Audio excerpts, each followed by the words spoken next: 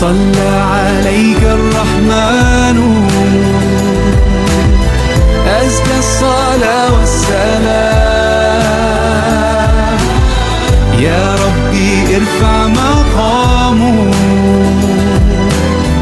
دوما في كل مكان سيدي يا محمد حبك روح الإيمان يا ربي أرجو لقاءه يوما في دار السلام يا حبيبي حبيبي يا محمد صلى عليك الرحمن حبك في كل مكان يا حبيبي. Assalamualaikum warahmatullahi wabarakatuh.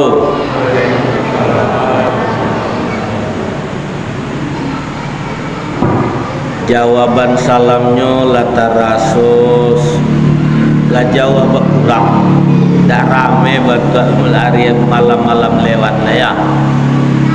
Nampaknya kaum ibu lah mulai mengambil bagian di luar dari tarwih. Bagian apa kok ada? Tapi kini kula banyak orang menggalih kuil raya ya. Mulai membek masing-masing leda. Apa masih berjalan kalau di Gubung?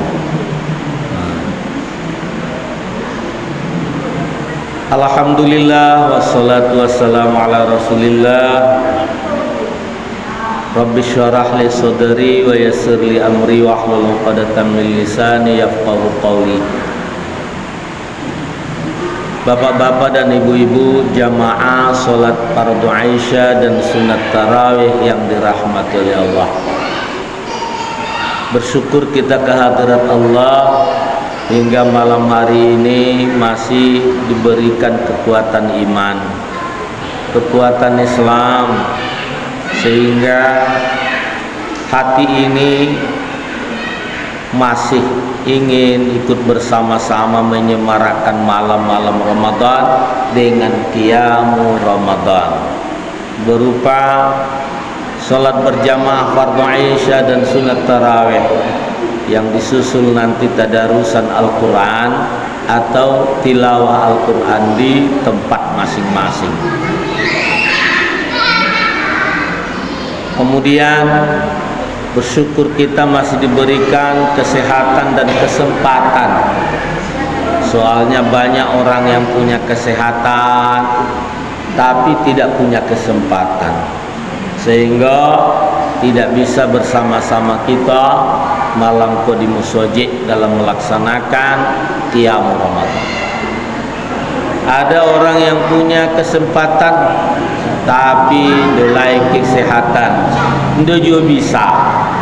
Nah, bersama-sama kita di musajid untuk melaksanakan ibadah-ibadah menghidupkan malam-malam Ramadan. Itu makanya kita sangat bersyukur Allah agiah kesehatan juga kesempatan, sehingga dapat kita bersama-sama melaksanakan amalia dan ubudiyah di malam-malam Ramadan seperti kini. Baik Bapak dan Ibu jamaah salat sunat tarawih yang dirahmati oleh Allah, malam ini kita lah sampai malam ke berapa? 6 boleh. Berarti tinggal 3 boleh malam lain ya. Kalau 29, kalau 30 empek boleh malam lain. Nah, moga-moga masih diberikan waktu dan kesempatan oleh Allah pada kita agar perasaan yang berbunga-bunga bak kecil awak potang masih terasa di hati kau.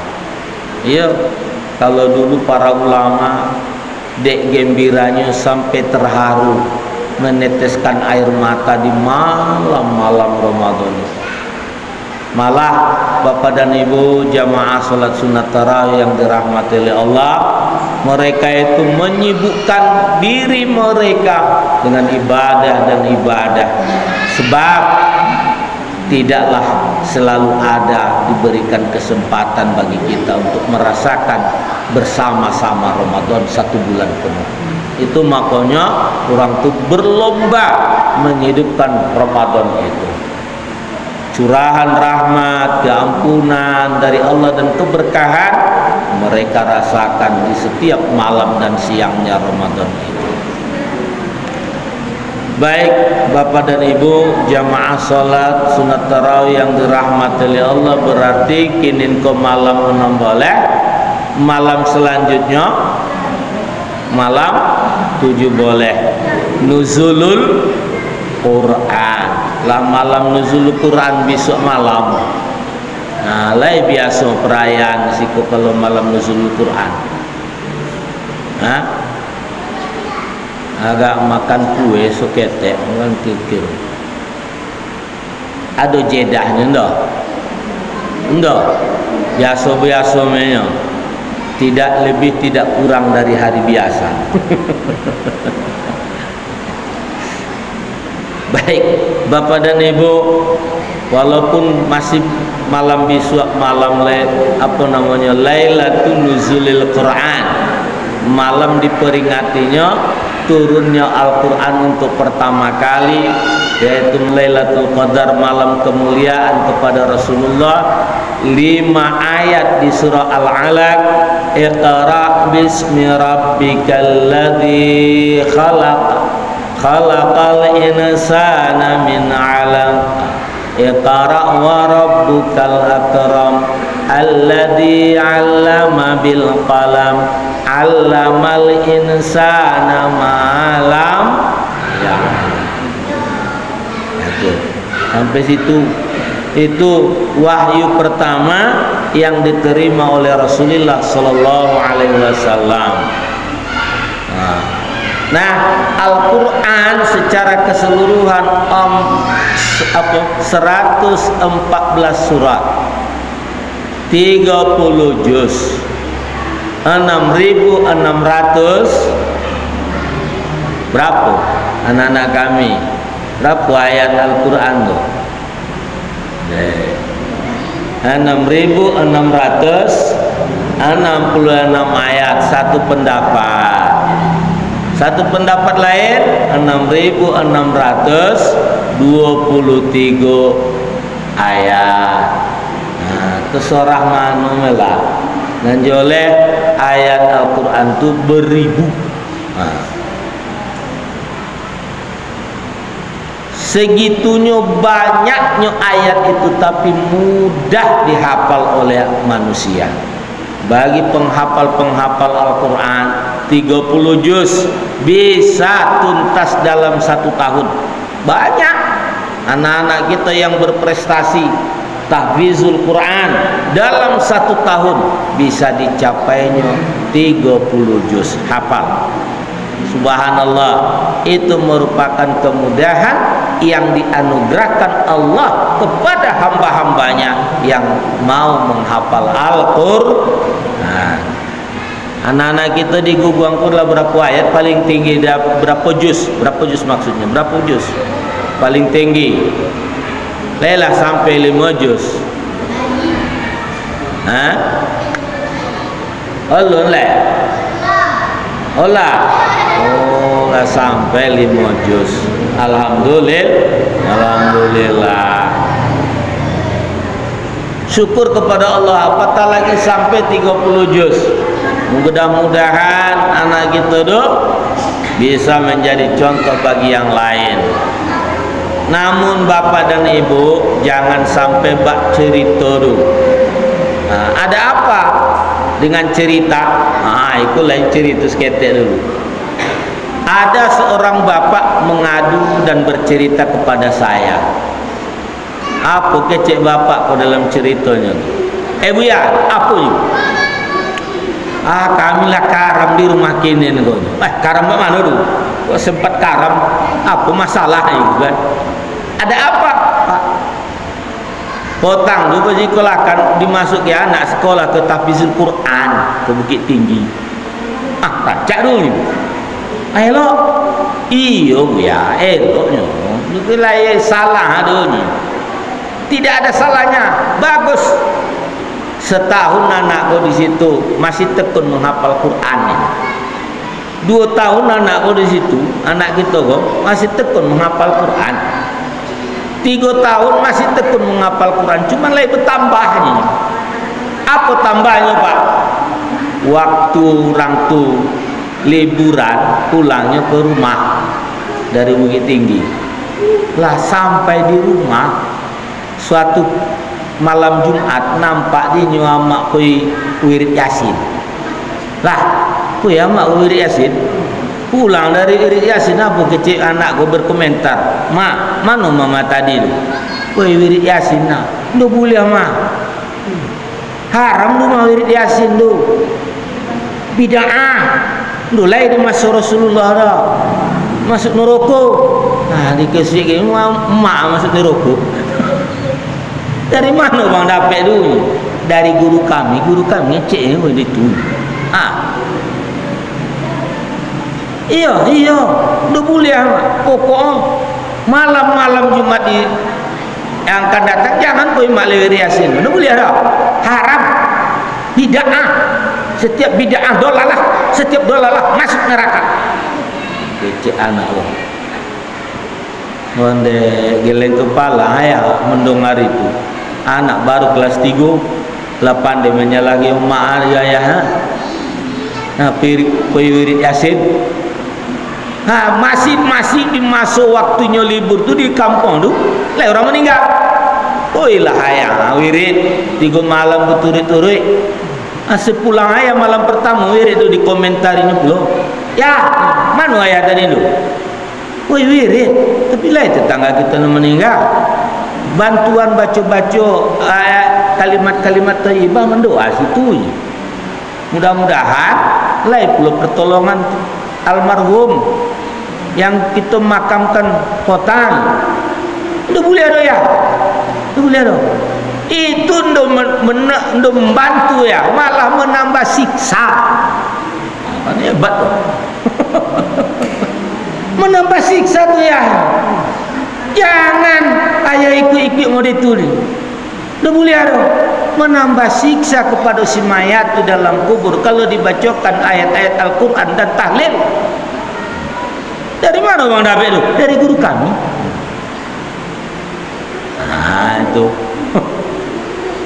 Jadi bapak dan ibu, tujuan ayahnya menyekolahkan anakku ke situ untuk hafaz Quran.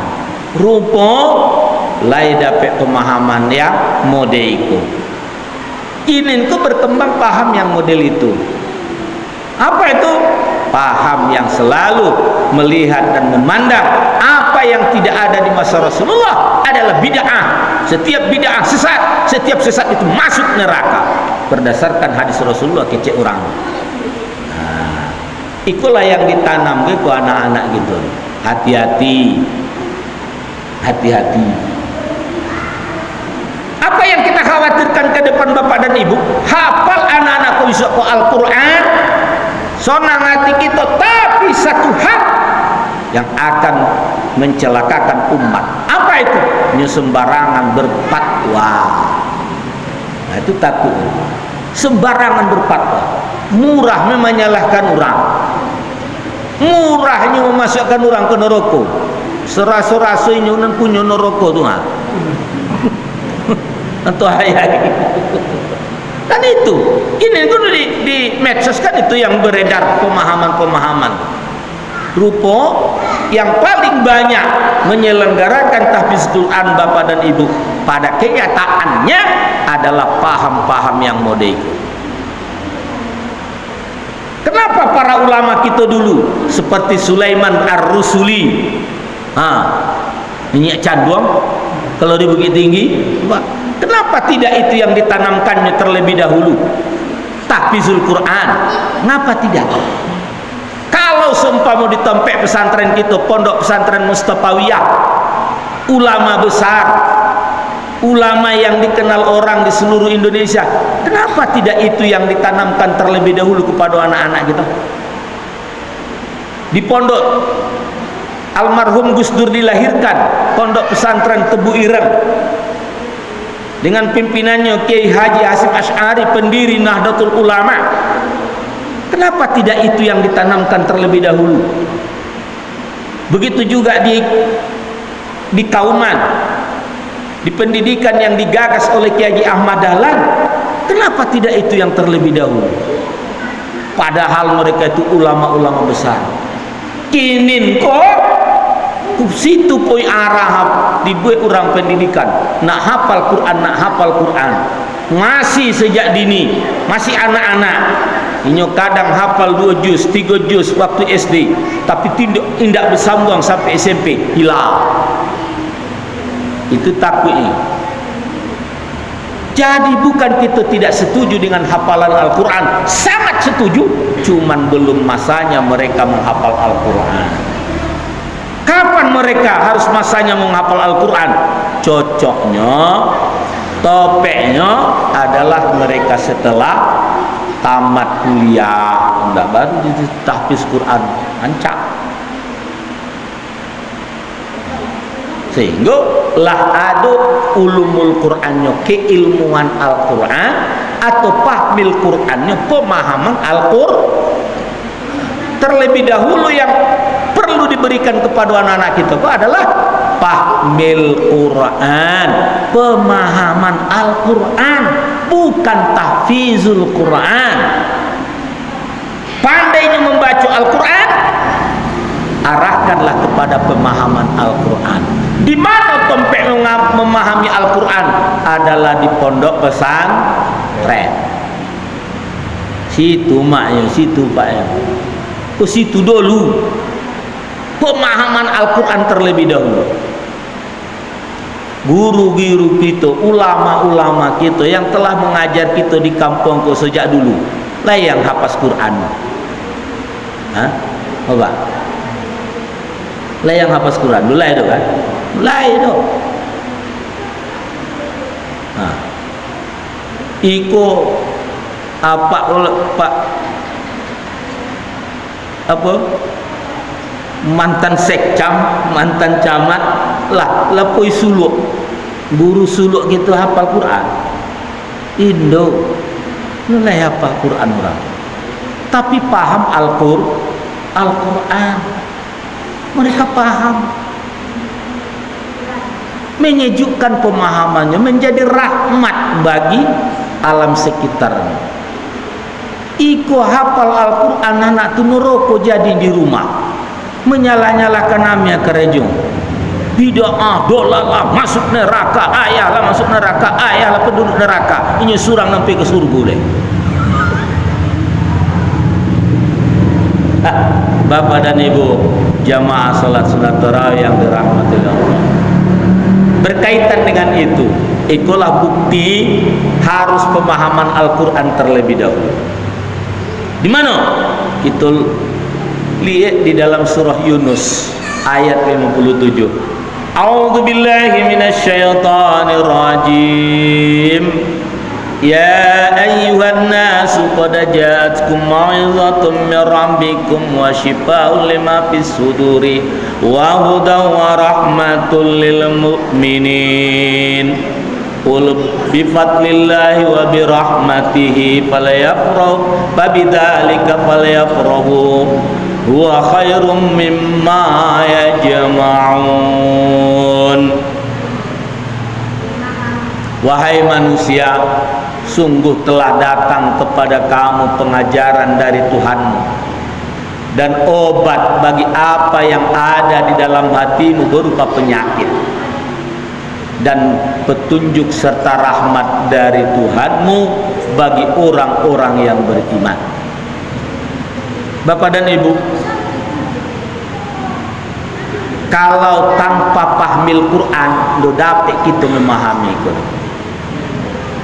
Tapi dengan pemahaman Al-Quran yang diawali dari pemahaman bahasa Arab, kita tahu apa yang dimaksud dalam ayat. Dalam hal itu kita ungkap pendapat pengarang kitab Sawi, tafsir Sawi.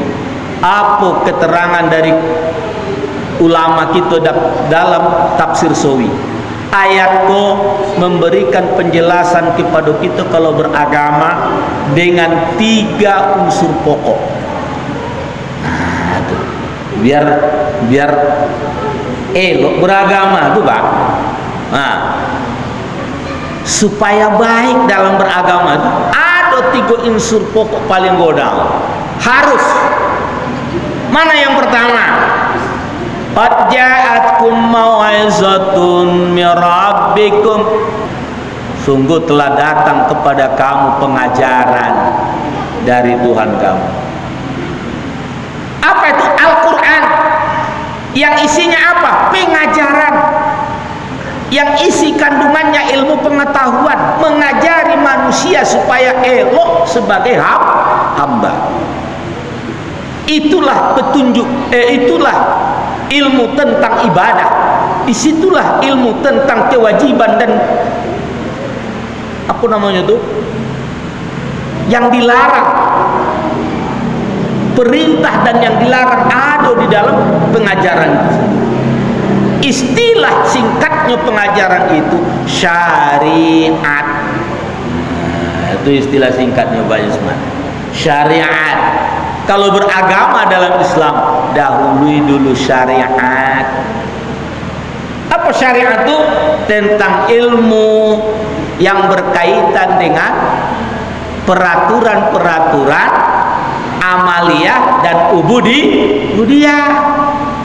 Bagaimana kewajiban sholat, bagaimana pelaksanaan sholat. Nah, itulah pahmil Quran.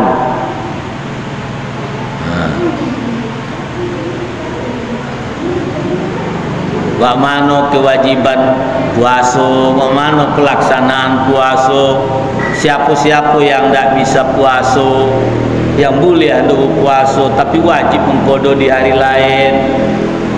Itu syariat satu. Ketika sudah diketahui syariatnya, perlulah supaya amal ibadah yang dilaksanakan elok dalam ruhnya, elok dalam ruhnya, berosiah dalam intinya. Jadi apa yang kedua? Masuklah kita syifaul lima fis sudur, obat bagi penyakit yang ada di dalam hati. Apa penyakit dalam hati itu? Antara lain riya, apa lain? Sombong, apa lain? Ujub, apa lain? Takabur, apa lain? Semua, apa lain? Banyak. Dengki, enggak? Itu harus dibersihkan. Ikulah torikot. Supaya syariatnya berjalan elok, tempuhlah torikot, membersihkan hati. Membersihkan hati. Tempuhlah itu, masuk ke torikot. Supaya hati kau berosiah, ndolai di situ lai ria, ndolai dengki, ndolai sombong, ndolai takabur, ndolai semua. Jadi kalaulah rancak syariatnya, rancak torikotnya, sampailah orang kepada yang ketiga. Apa itu? Wa hudan wa rahmatul lil mu'minin. Petunjuk dan rahmat bagi orang yang beriman. Itulah hakikat. Itu hakikatnya. Bahwa kehadiran agama yang tertulis di dalam Al-Quran, yang termaktub di dalam Al-Quran itu, dan dapat dalam penjelasan hadis-hadis Rasulullah SAW, merupakan petunjuk dan rahmat bagi orang beriman. Hakikatnya lai sosek orang tu lai, kalau lah muda itu ndukin sosek lai bukan sosek lendo. Makanya kecek Rasulullah dalam sebuah hadis, taraktu fikum amrayni lan tadillu abada ma in tamassaktum bihima kitaballah wa sunnata rasulih.